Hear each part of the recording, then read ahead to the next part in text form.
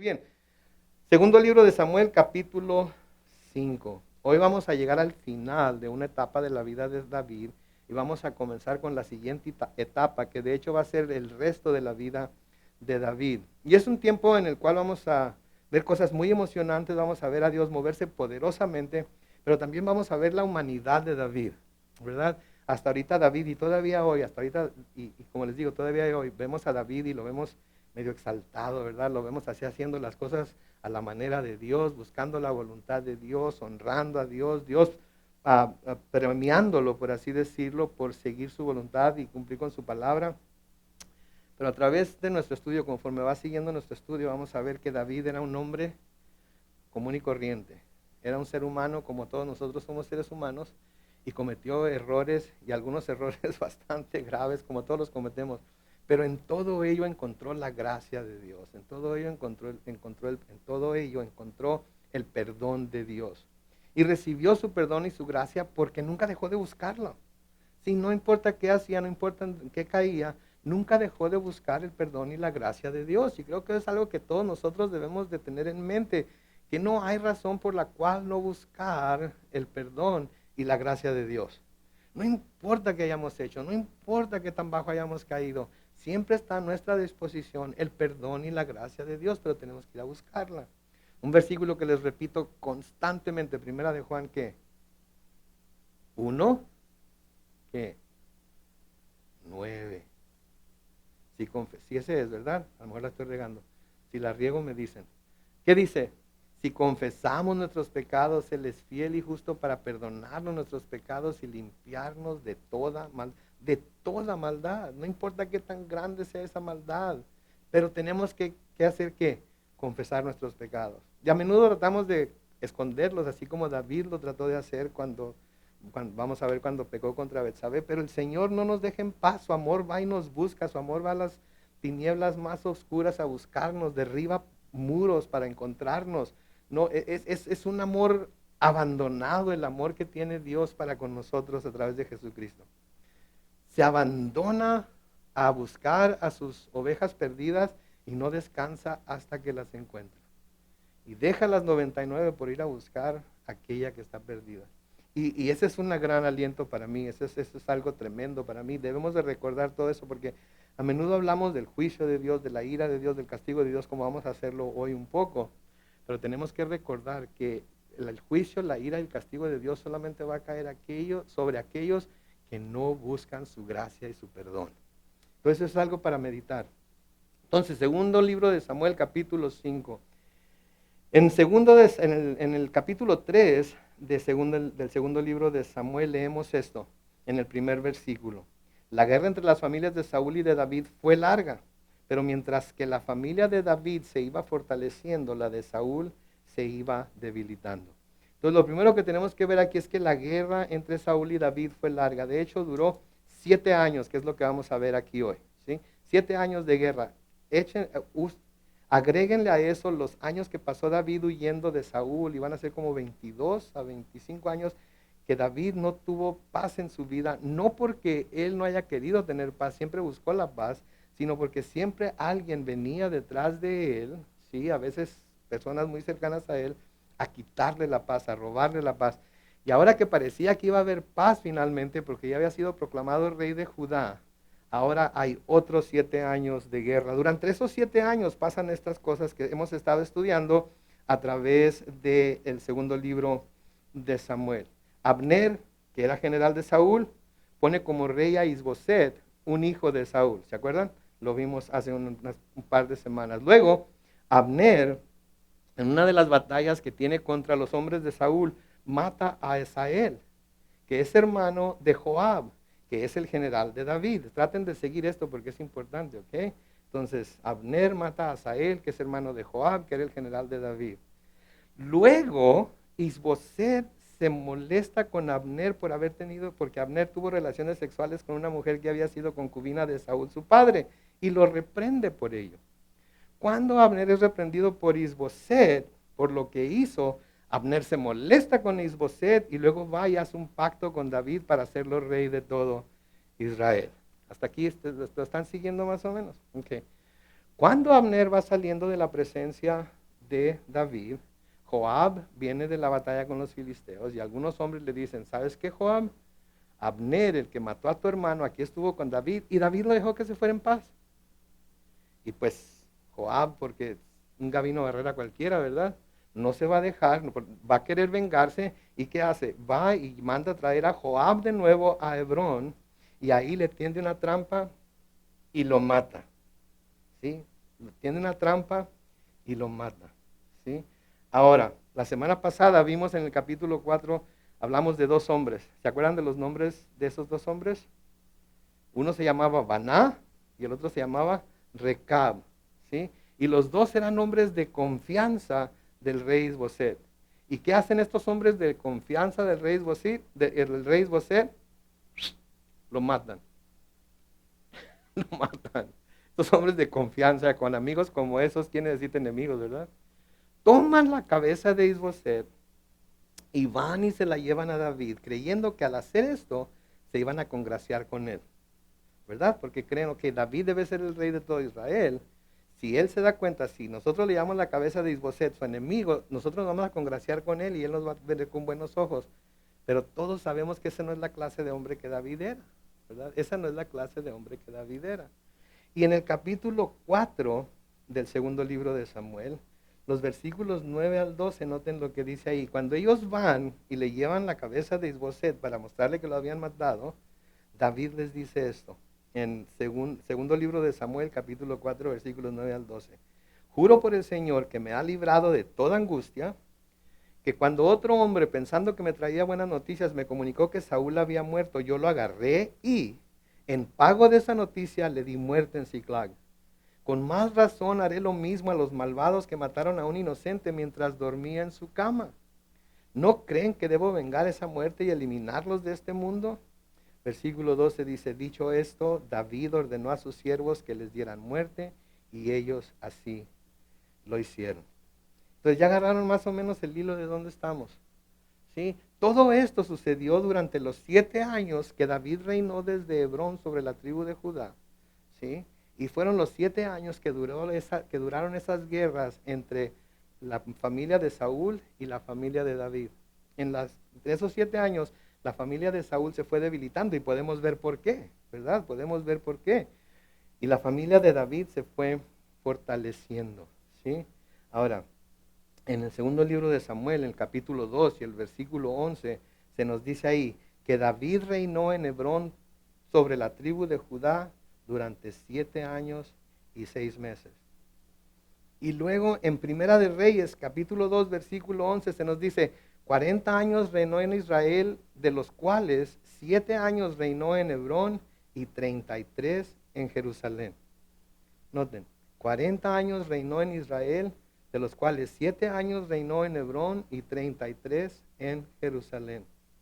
¿Sí? En este mismo capítulo vamos a ver en el versículo 4 que se reafirma esto que se está diciendo aquí. ¿Y por qué es importante esto? Porque vamos a ver que David en esos 33 años hizo muchísimas cosas para exaltar el nombre del Señor. Hizo muchísimas cosas por el pueblo de Dios, pero también cometió muchos errores. Otra cosa que es digno de notar aquí es que 33 años fue la cantidad de años que vivió ¿quién? Señor Jesucristo, ¿verdad? Señor Jesucristo. Pero a diferencia de David, el Señor Jesucristo muere a los 33 años. David de hecho comienza a reinar más o menos a esa edad y muere 40 años después. Entonces noten ahora en el capítulo 5, comenzando con el versículo 1. Dice, y todas las tribus de Israel se reunieron en torno a David en Hebrón y dijeron, aquí nos tienes, pues por nuestro cuerpo corre la misma sangre que por el tuyo. Recuerden, las tribus de Israel eran ¿cuántas? 12 tribus de Israel. La tribu de David era la tribu de Judá. La tribu de Saúl era la tribu de Benjamín. Y había otras 10 tribus, eran 12 tribus en total. Ahora que Isboset ha muerto, ¿sí? Ahora que Abner ha muerto, ahora que ya las otras 11 tribus no tenían básicamente a nadie que los dirigiera, no tenían un cabecilla, no tenían un caudillo, ahora todos ellos van a donde está David, se reúnen con él en Hebrón y noten lo que le dicen, aquí nos tienes, por nuestro cuerpo corre la misma sangre que por el tuyo. En otras palabras, le están diciendo, mira, nosotros somos igual que tú. Y tú eres uno de nosotros. ¿Sí? Somos de la misma familia. ¿Por qué? Porque tenían miedo que David fuera a estar todo enojado, pudiera estar todo enchilado porque los de Israel o las otras 11 tribus no lo habían reconocido todavía, que después, más adelante vamos a ver algo sobre eso. Y tenían miedo de que David los fuera a atacar y fuera a acabar con ellos, que de nuevo no es el corazón que hemos visto en David. Y ellos van y le dices, mira, tú eres uno de nosotros y nosotros tenemos la misma sangre que tú porque todos somos de la misma familia. Y luego noten lo que le dicen en el versículo 2.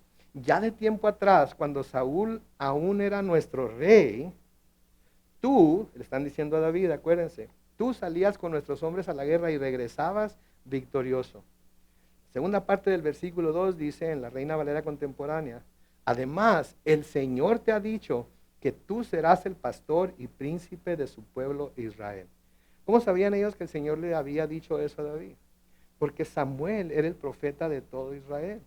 Y las palabras que Samuel decía como profeta se las decía a todo Israel. Y muchas de las cosas que Samuel le dijo a David y que le dijo a Saúl, el pueblo también las escuchó.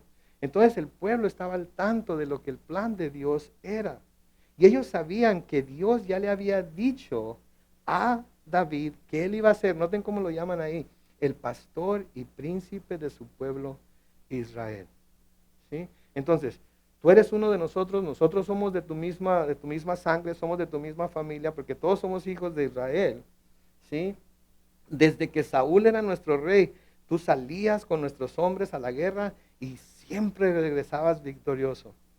Además de todo de eso, el Señor te ha dicho que tú serás el pastor y príncipe del pueblo de Israel. Noten, David había probado, ¿sí?, su liderazgo delante de todo el pueblo.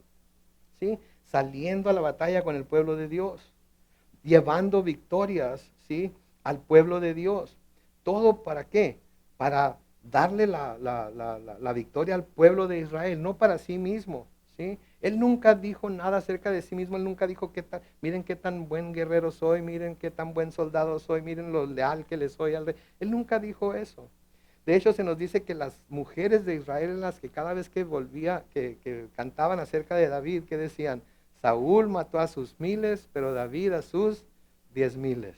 La gente lo alababa, la gente se gozaba con él y en él por todas las hazañas que hacía, porque miraban la mano de Dios sobre él y porque miraban todas las victorias que había traído.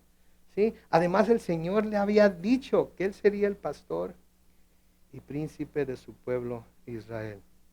Cuando escuchamos la palabra pastor y príncipe, ¿en quién pensamos? En Jesús. En Jesús, ¿sí? Y vamos a ver, una de las cosas que vamos a ver a través de este estudio, de nuestros siguientes capítulos del estudio de 2 de Samuel, específicamente David, es que vamos a ver todas las similitudes que hubo entre David y el hijo de David, Jesús. Y vamos a ver, no que David sea un tipo de Jesucristo, sí, porque cuando uno dice que algo es un tipo de otra cosa, inmediatamente la gente piensa, ok, es ese tipo en todo. Pero no, no es en todo. En ciertos aspectos de su vida manifiesta, representa, sí es un tipo de Jesucristo, pero no en toda su vida, ¿ok? Debemos de mantener eso en mente cuando lleguemos a los lugares en donde vamos a hablar de los fracasos de David, ¿sí? Entonces noten aquí la gran similitud entre David y el hijo de David, Jesús. Y tenemos que recordar que el título que más se usa para describir a Jesús en el Nuevo Testamento, ¿saben cuál es? El hijo de David. El hijo de David. Tenía gran significado para los judíos, el hijo de David. Entonces, ¿por qué hay esta similitud? ¿Por qué vemos esa similitud aquí? Porque así como Dios había dado testimonio de que David sería el rey de Israel, así dio testimonio también de que Jesús, su hijo, era el rey de reyes y señor de señores. Así como dio testimonio de que David iba a ser el rey de Israel, así también dio testimonio de que Jesús era el rey de reyes y el señor de señores. Y así como le dio a David todas esas victorias, preparándolo para cuando llegara precisamente este día, así también a Jesús el Señor le dio la victoria sobre la tumba, le dio la victoria sobre la muerte mediante su resurrección, para respaldar el testimonio que Dios había dado de que Él, Jesús, era su Hijo. ¿Se acuerdan cuando Jesucristo fue bautizado en el río Jordán? Sí, que descendió la paloma en forma descendió el Espíritu en forma de paloma, el Hijo estaba en el río Jordán, el Padre dice desde el cielo, este es mi Hijo amado en quien tengo complacencia. ¿Sí? Y en unas versiones dice que el Señor dijo, a Él escuchen. En el monte de la transfiguración le dijo a Pedro, Juan y Jacobo, les dijo, este es mi Hijo amado en quien yo me complazco, a Él escuchen. ¿Sí? Entonces, vemos que el mismo testimonio que Dios da de David, las mismas victorias que Dios le estaba dando a David para que el pueblo lo viera, para que el pueblo viera que Él estaba con él, así también fue con Jesucristo. Sí, entonces, así como le dio las victorias a David para respaldar su testimonio, así le dio al Señor la victoria sobre la muerte mediante su resurrección, como prueba de que Él era el ungido de Dios, el Mesías en hebreo, el Cristo en griego. En Hechos capítulo 13, busquen en sus Biblias, Hechos capítulo 13, Pablo predicando aquí, ¿sí? Dice lo siguiente, en Hechos capítulo 13, versículos 32 al 37. Nosotros también les anunciamos a ustedes las buenas noticias de la promesa que Dios hizo a nuestros padres. Dios la ha cumplido ante sus ojos, es decir, en nosotros, al resucitar a Jesús. Así está escrito en el Salmo 2 que dice, tú eres mi hijo, hoy te he engendrado. En cuanto a levantarlo de entre los muertos para que su cuerpo no llegara a corromperse, se dijo así, yo les cumpliré fielmente a ustedes, noten, las santas promesas que le hice a David. Versículo 35, y también se dice en otro salmo, no permitirás que el cuerpo de tu escogido se corrompa. Es un hecho que, por la voluntad de Dios, David sirvió a su generación y cuando murió se fue a reunir con sus padres, quiere decir que fue sepultado, ¿sí? Pero su cuerpo se corrompió. Versículo 37, sin embargo, el cuerpo de Jesús no se corrompió. ¿Por qué? Porque Dios lo resucitó. Y noten que Pablo aquí está señalando lo que el Señor le había dicho a David, las promesas que el Señor le había dicho a David, como cumplimiento en la persona de Jesús. Y tiene una razón muy importante, lo vamos a ver en la próxima cita que vamos a leer. En Jeremías capítulo 33, los versículos 14 al 17, noten lo que el Señor dice a través de Jeremías. Jeremías 33, versículos 14 al 17. Vienen días en que yo confirmaré las buenas promesas que he hecho a la casa de Israel y a la casa de Judá. La casa de Judá es la tribu de David. Palabra del Señor. Versículo 15. Cuando llegue el día y el momento, haré que de David surja un renuevo de justicia que impondrá la justicia y el derecho en la tierra. En esos días Judá será salvado y Jerusalén habitará segura y será llamada el Señor es nuestra justicia. Noten, yo el Señor declaro, nunca faltará un sucesor de David en el trono de la casa de Israel. ¿Cuándo va a pasar todo esto? ¿Hay alguien ahorita sentado sobre el trono de David en la casa de Israel? Literalmente no, físicamente no, aunque espiritualmente sí lo es. ¿Quién es? Jesús, que está sentado a la diestra del Padre. Cuando esto suceda, noten lo que dice ahí, en el versículo 15 de Jeremías 33. Cuando llegue el día y el momento, haré que de David surja un renuevo de justicia que impondrá la justicia y el derecho en la tierra. ¿Está impuesta ahorita la justicia y el derecho en la tierra? No, vemos un despilfarro por todos lados, ¿verdad? Pero en ese día sí va a ser puesto. Versículo 16 de nuevo, en esos días Judá será salvado y Jerusalén habitará segura y será llamada el Señor es nuestra justicia. ¿Está segura Jerusalén ahorita? No, para nada. ¿Cuándo es cuando va a estar segura Jerusalén? Cuando Jesús vuelva y establezca su trono ahí en Jerusalén, ¿sí? Y reine desde ahí, desde el trono de David, su padre. ¿Sí? Por eso dice el versículo 17, perdón. Yo el Señor declaro, nunca faltará un sucesor de David en el trono de la casa de Israel. Y ese sucesor final, ese sucesor eterno es Jesucristo. Es el Señor Jesucristo. En Isaías 55, los versículos 3 al 7, el profeta escribe: inclinen su oído y vengan a mí, escuchen y vivirán. Yo haré con ustedes un pacto eterno, que es el de mi invariable misericordia por David. ¿Qué tan largo va a ser el pacto? Eterno. Quiere decir que ese pacto nunca no se acaba, ese pacto hasta que se cumpla lo último que va a hacer que el Señor Jesucristo se siente en el reino de David su padre, ese pacto va a existir. ¿Qué quiere decir? ¿Que ese pacto existe ahorita? Desde luego que sí, ese pacto sigue vigente, ¿sí? ¿Y qué es? Que es el de mi invariable, no cambia misericordia por David. Si vean ustedes, pónganse a pensar en eso, con todo lo que sabemos de David, porque los que estamos aquí, quizás muchos de los que estén viéndonos en Facebook ahorita y están escuchando este estudio, muchos saben todas las cosas que hizo David, saben de su adulterio, saben de su asesinato, saben de tantas cosas que la historia de la vida de David, uno dice, pero ¿cómo? ¿Cómo es posible que Dios haya tenido tanta misericordia para con alguien así? Bueno, pues aquí el Señor una vez más está diciendo que ese pacto que hizo es eterno y que es el de su invariable, o sea que no cambia misericordia por David. ¿Saben qué es lo hermoso de esto? Que es la misma misericordia que tiene para con nosotros. Es invariable, no cambia. Y cada mañana nos vuelve a dar otra, como diría Chabelo, otra dotación de misericordia cuando nos levantamos. Por si acaso nos hubiéramos acabado su inmensa misericordia durante el día anterior, cuando estamos dormidos no pecamos, ¿verdad? Bueno, algunos sueños que tenemos a veces están medio locos, ¿verdad? Pero cuando estamos dormidos somos bien santos, ¿verdad? Estamos calladitos, nos decimos, pero cuando nos levantamos, al levantarnos, a veces inmediatamente empezamos a pecar en nuestros pensamientos, la boca, las obras, etcétera, ¿verdad? Pero como para que no nos vaya a faltar, Dios nos baña otra vez con esa misericordia. Noten el versículo 4 de Isaías 55, sigue diciendo: yo lo puse como testigo para los pueblos y como jefe y maestro de las naciones.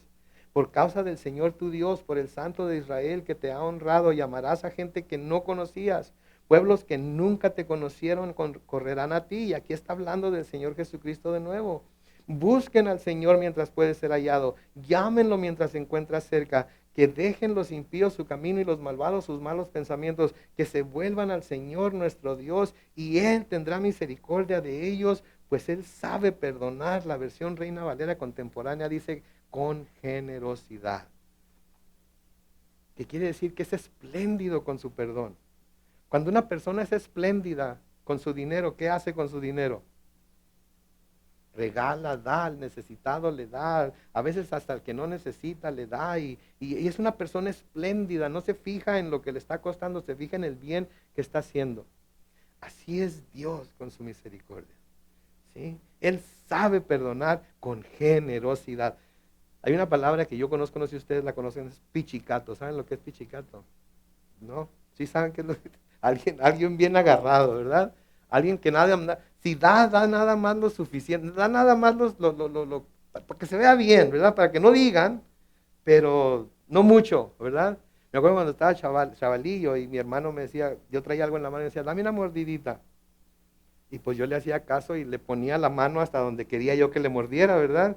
Que era bien poquito, ¿verdad? Eso es ser pichicato. Dios no es pichicato. Si no escatimonia a su propio Hijo, ¿cómo no nos dará también con Él todas las cosas? Y más su misericordia, su gracia y su amor. Pero tenemos que constantemente estar buscando esta misericordia, gracia y amor, porque Él sabe perdonar con generosidad. Es espléndido con su perdón. Dense cuenta de eso, por favor. Los que están aquí, los que nos están viendo ahorita por Facebook, dense cuenta de eso, que Dios es espléndido en su perdón. Es generoso, no es pichicato con su perdón, no es pichicato con su misericordia. Y luego, ¿cómo lo llaman? Pastor y príncipe. Pastor y príncipe. El Señor ya te dijo que tú vas a ser pastor y príncipe de su pueblo. Y esos son términos que se usan para describir a nuestro Señor Jesucristo muy claramente. En el Evangelio según San Juan, búsquenlo en su Biblia, Evangelio según San Juan, en el capítulo 10 y el versículo 14, el Señor dice de sí mismo, yo soy el buen pastor. Yo conozco a mis ovejas y ellas me conocen a mí. Yo soy el buen pastor. Noten las palabras de Jesucristo. Él mismo está dando testimonio, ¿sí?, de que Él es el buen pastor. Él sabe cuidar las ovejas. Él está dispuesto a dar su vida por las ovejas. Él está dispuesto a apacentar a las ovejas, a brevar a las ovejas, a hacer lo que tenga que hacer por las ovejas, ¿sí? El Salmo 23 es uno de mis salmos favoritos, que dice que, ¿cómo empieza? Jehová es mi pastor y nada me faltará. ¿Sí? Entonces, si Jehová es el pastor, Jesús es el pastor, nuestro pastor entonces es Dios. Y ahí es otra de esas similitudes que había entre David y el Señor Jesucristo. Porque así como el Señor Jesucristo es el pastor de su pueblo, de su rebaño, así David va a ser el pastor del pueblo de Dios, de los judíos. En Isaías capítulo 9, los versículos 6 y 7, una profecía que todos conocemos muy bien, Isaías 9, versículos 6 y 7, dice el profeta, porque un niño nos ha nacido, un hijo nos ha sido concedido, sobre sus hombros llevará el principado, o sea que es un príncipe, y su nombre será consejero admirable, Dios fuerte, Padre eterno, ¿y qué? Príncipe de paz. La extensión de su imperio y la paz en él no tendrá límite. Reinará sobre ¿qué? El trono de David, y sobre su reino lo afirmará y confirmará en la justicia y el derecho, y desde ahora y para siempre. Esto lo hará el celo del Señor de los ejércitos. ¿Okay? Entonces noten por favor la promesa de Dios a David cumpliéndose en Jesús. Cuando Jesús venga y tome su lugar sobre el trono de David su padre en Israel, la promesa que Dios le hizo a David se va a cumplir. Y todo esto que estamos leyendo es testimonio que Dios da acerca de David para confirmarlo como rey de Israel, así como dio testimonio de Jesús para confirmarlo como el rey de reyes y señor de señores.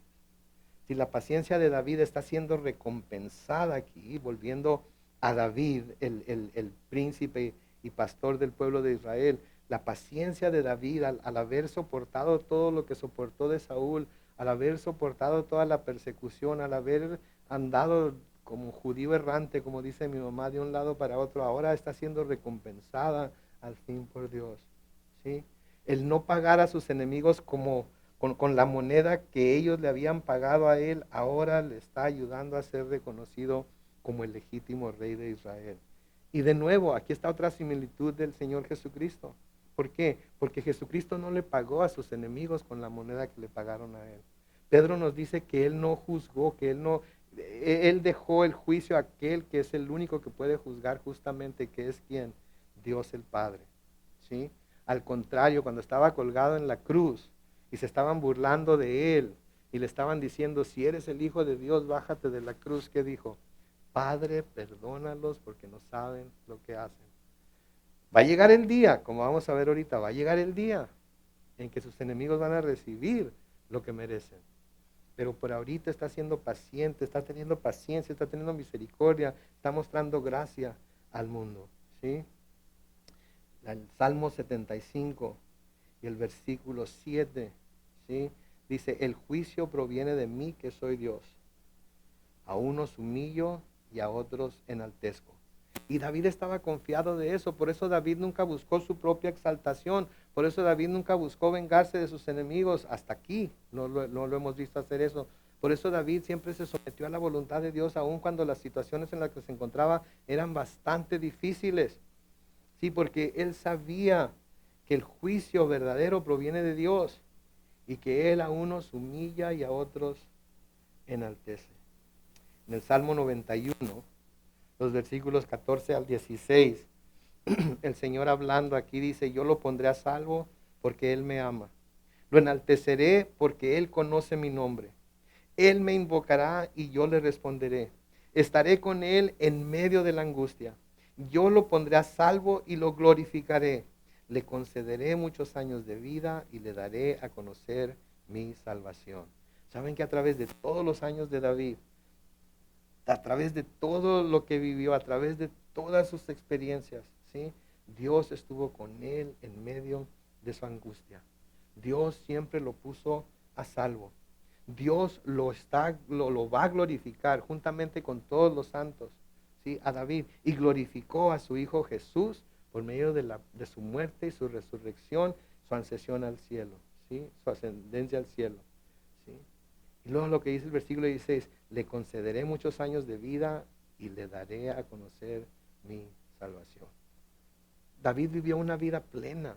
A pesar de todo lo que sufrió, vivió una vida plena. ¿Sí? Vivió una vida llena de bendiciones, caminando con el Señor. Y a veces me pongo a pensar, cuando miro documentales o algo de los sobrevivientes de los campamentos de concentración nazi, ¿nunca han visto documentales de los sobrevivientes de los campos de concentración nazi? Y los vemos a los 80, 90 años. Y yo me pregunto, ¿cómo es posible que hayan podido pasar por todo eso y de todas maneras tengan una manera de ver la vida tan diferente a tantas personas que no tuvieron que pasar por nada que se le pudiera parecer ni siquiera poquito a lo que ellos sufrieron? ¿Sí? Y vivieron ese tiempo desde niños hasta adolescentes o de adolescentes hasta ser adultos, etcétera, en los campamentos de concentración nazi, y aún así no están amargados. ¿Han leído alguna vez los libros de Corrie ten Boom? Ella pasó años en los campos de concentración nazi, ¿sí? Y de todas maneras no había en ella ni un hueso de amargura, no había nada, ni una gota de amargura, al contrario, perdonaba a los nazis que le hicieron lo que le hicieron a su familia y a ella, ¿sí? Y aquí vemos a David, ¿sí? Con la promesa de Dios en el Salmo 91, que pasó por todo lo que pasó, pero en medio de la angustia Dios siempre estuvo con él. Él lo puso a salvo, ¿sí? Y le concedió muchos años de vida y le dio a conocer su salvación. Esa es la clase de Dios al que servimos. Por eso cantamos ahorita, ¿verdad? Milagroso, abres camino, cumples promesas, luz en tinieblas, y lo que dice, mi Dios, eso eres tú, así eres tú. ¿Se dan cuenta de lo que estamos cantando? Estamos diciendo, mi Dios es todo eso que estoy cantando. ¿Sí? Debemos de hacerlo con la misma confianza que lo hacía David. ¿Sí? Y debemos confiar en que a veces va a haber humillación en nuestras vidas. A veces por nuestra propia terquedad, a veces por nuestra propia insolencia, a veces por nuestra propia desobediencia. A veces llega la humillación a nuestras vidas. Pero también Él nos vuelve a exaltar, ¿verdad? Pedro dice en primera de Pedro 5:6, por lo tanto muestren humildad bajo la poderosa mano de Dios para que Él los exalte a su debido tiempo, ¿sí? Y nunca debemos de cansarnos de hacer el bien. Nunca debemos de cansarnos de vivir de acuerdo a la palabra de Dios, aún en las situaciones más difíciles. Porque Pablo dice en Gálatas 6:9, no nos cansemos pues de hacer el bien, porque a su tiempo cosecharemos si no nos desanimamos.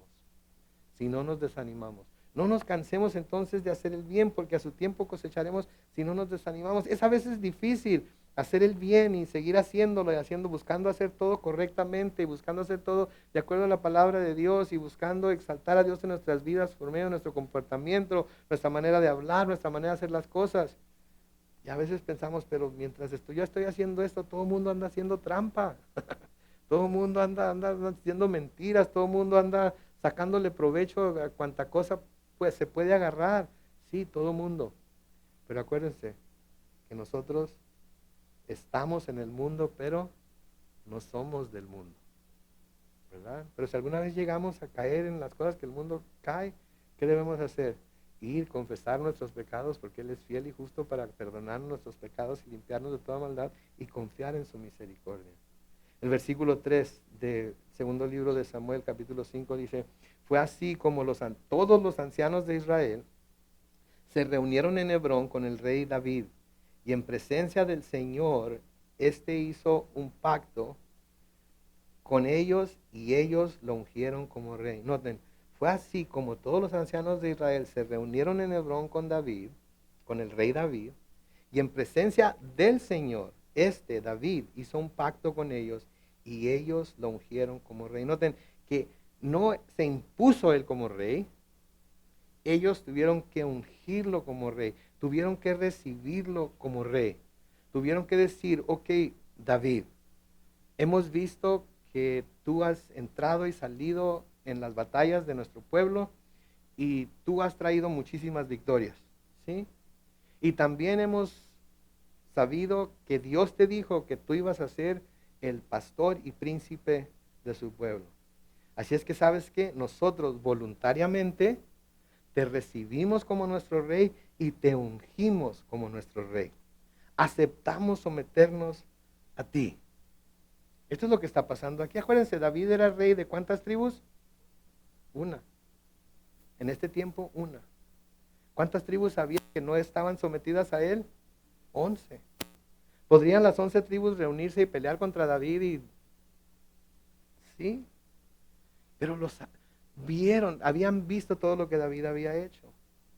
Sabían que Dios lo había puesto como rey de Israel. ¿Y qué hacen? Por el testimonio de Dios y por las obras que hizo, deciden someterse a él, deciden ungirlo como rey. ¿Saben qué es lo asombroso de todo esto? Que este pueblo que a veces se le llama duro de servir, que a veces lo vemos como un pueblo tan terco, tan apartado de Dios, al darse cuenta del testimonio de Dios acerca de David por la palabra que Samuel había dado, y al ver las victorias que Dios había dado a David, el pueblo lo aceptó como rey y se sometió a él. ¿Sí? Es asombroso. Pero ahora contrasten eso con el testimonio que Dios da en su palabra acerca de quién es Jesús el Mesías. ¿Sí? De que Él es su Hijo en quien tiene complacencia. De que Él es el Cordero de Dios que quita el pecado del mundo. De que lo envió para salvar al mundo de sus pecados. De que tanto amó Dios al mundo que envió a su Hijo unigénito para que todo aquel que en Él cree no se pierda, mas tenga vida eterna. Piensen en las señales y prodigios que Jesús hizo durante su ministerio terrenal y piensen en la victoria que el Padre le dio sobre la muerte al resucitarlo de entre los muertos. ¿Y saben qué pasa? Que ni los judíos ni la gran mayoría del mundo lo reconoce como su rey y señor y se quiere someter a él, sino todo lo contrario, lo rechazan. Lo rechazan. Y muchos cristianos lo niegan con su manera de vivir, con su manera de ser, con su manera de lidiar con el resto del mundo, con su manera de comportarse, de hablar, etcétera, etcétera, etcétera. Entonces el testimonio que se dio de Jesús y las obras que Jesús hizo y que Dios hizo a través de él fueron mucho más poderosas que lo que se hizo a través de David, ¿no es cierto? Sin embargo, el pueblo de Israel lo recibió y lo ungió como rey. Pero el mundo a Jesús lo recibió y lo ungió como rey. Lo rechazaron y lo mataron. ¿Sí? Pero hay un remanente, ¿verdad? Entre el cual es mi oración que todos nosotros nos encontremos. Los que estamos aquí, los que nos están viendo por Facebook, es mi oración que todos nos encontremos en ese remanente que lo ha reconocido como Rey, como Señor, como Salvador, como el Redentor. De la humanidad, sí, pero más importante que eso, mío, mío, mi Rey, mi Señor, mi Redentor. Como decía Job, ¿verdad? Yo sé que mi Redentor vive. ¿Verdad? Mi Redentor. Él es nuestro y nosotros de Él. ¿Sí? Eso es lo que tenemos que darnos cuenta. Pero Él no se impuso sobre nosotros. Ay, perdón. Él no se impuso sobre nosotros. Nosotros decidimos recibirlo. ¿Sí? Porque esa es la clase de Dios al que servimos. Podría imponerse sobre todo el mundo y decir, pues últimamente yo soy Dios y ahora se someten o qué. Pero no lo hizo así, ¿verdad? Nos da la habilidad para escoger entre lo bueno y lo malo, la vida y la muerte, la maldición y la bendición. Pero va a llegar el día. Y aquí es en donde a veces me encuentro así como dividido, ¿verdad? Porque, ay, estás predicando sobre la gracia, estás predicando sobre el perdón, estás predicando sobre la misericordia, estás predicando sobre todo eso. Y ahora tienes que agregar la verdad de lo que va a suceder para aquel que no se somete al rey voluntariamente. Pero entonces ya no es voluntariamente, entonces está obligado. No, no está obligado. Puede someterse o no. Nada más que la sujeción trae ciertas consecuencias, ¿sí? Para nosotros, como aquellos que nos hemos sometido a Él, hay ciertas consecuencias para nosotros como súbditos del Rey Jesús, como ciudadanos del cielo, así como las va a haber para aquellos que deciden que no quieren ser súbditos de Jesús y ciudadanos del cielo. Cité en la predicación de Pablo en el capítulo 13 de Hechos, el Salmo 2. Si busquen en sus Biblias, por favor, el Salmo 2. Busquen en sus Biblias, por favor, el Salmo 2. En el Salmo 2, es uno de esos salmos que se les nombra como mesiánicos porque hablan acerca del Mesías y de su futuro reinado sobre la tierra. En el Salmo 2, noten lo que dice. Comienza con una pregunta en el versículo 1, en donde dice, ¿por qué se rebelan los pueblos? ¿Por qué conspiran las naciones? Los reyes de la tierra hacen alianzas. Los caudillos se declaran en contra del Señor y de su Mesías. ¿Se fijan? Se declaran en contra del Señor y de su Mesías. Hay guerra, hay gente declarándose en contra del Señor y su Mesías ahorita. Definitivamente que sí. Odian el nombre de Jesús. Sí, hay muchas, inclusive hay gobiernos que permiten que pastores hagan oraciones antes de que el Congreso o local o estatal se reúna, pero no les prohíben que digan en el nombre de Jesús. Aunque ha habido algunos pastores muy aventados que glorifican el nombre de Jesús al orar en el nombre de Jesús. Pueden hacer oraciones públicas, pero no digan el nombre de Jesús porque pueden ofender a los que no creen en Él. Hay guerra contra el ungido de Dios, contra su Mesías y contra el Señor. Y noten lo que dicen en el versículo 3. Vamos a quitarnos sus cadenas. Vamos a librarnos de sus ataduras. En otras palabras, no queremos que Él reine sobre nosotros. No queremos que Él imponga su voluntad sobre nosotros. Nosotros queremos hacer lo que a nosotros nos dé la gana y no queremos que Él tenga nada que decir en lo que nosotros hacemos. ¿Sí? Versículo 4. Noten lo que dice. El que reina en los cielos, ¿qué hace? Se ríe. El Señor se burla de ellos, pero ya enfurecido les habla y con su enojo los deja turbados. Versículo 6. Ya he establecido a mi rey sobre el monte Sión, mi lugar santo. Yo daré a conocer el decreto que el Señor me ha comunicado. Luego noten, tú eres mi hijo, en este día te he engendrado. Pídeme que te dé las naciones como herencia y todos serán los confines, y tuyos, serán los confines de la tierra. Someterás a las naciones con cetro de hierro y las destrozarás como a vasijas de barro.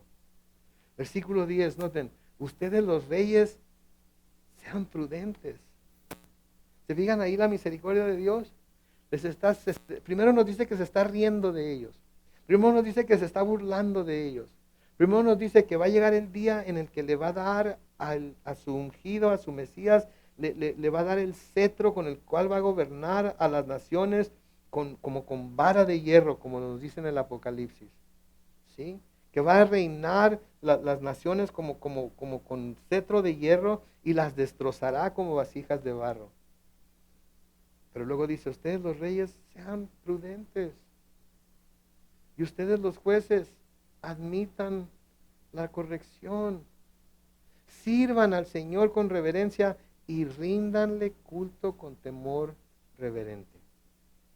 Versículo 12 dice, ríndanse a los pies de su Hijo.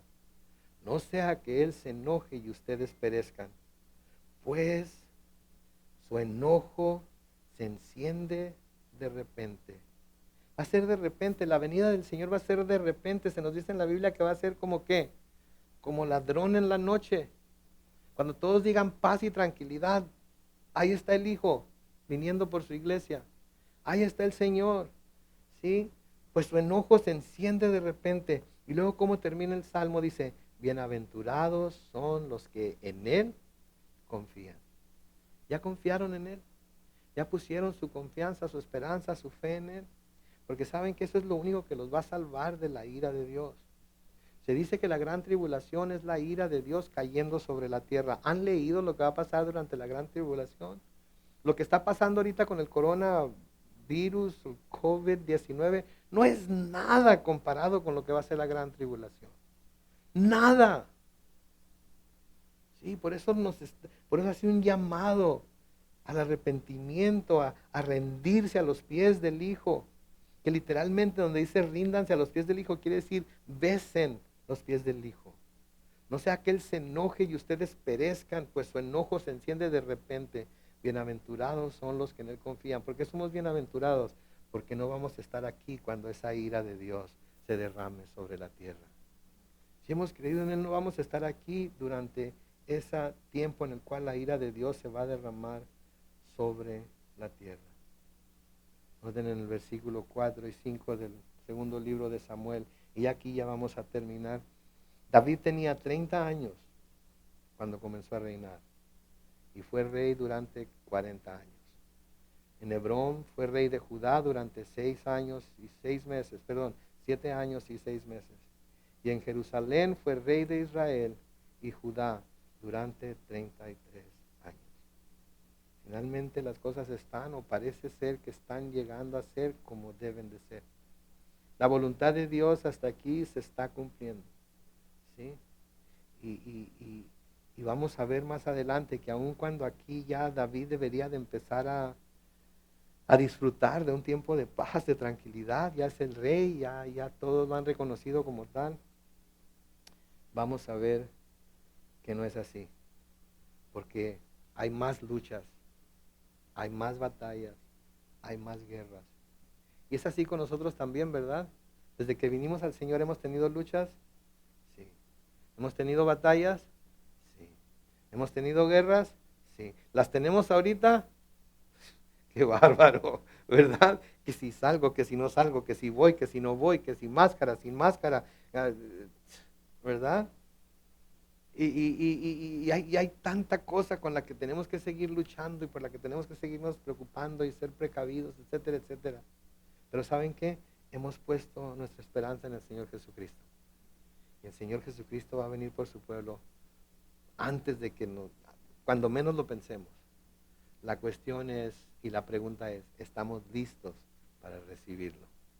¿Estamos listos para su venida? Y espero que de nuevo todos los que estamos aquí y los que nos están viendo por Facebook sí se encuentren listos, porque esa venida puede ser en cualquier momento. Amén. Vamos a orar.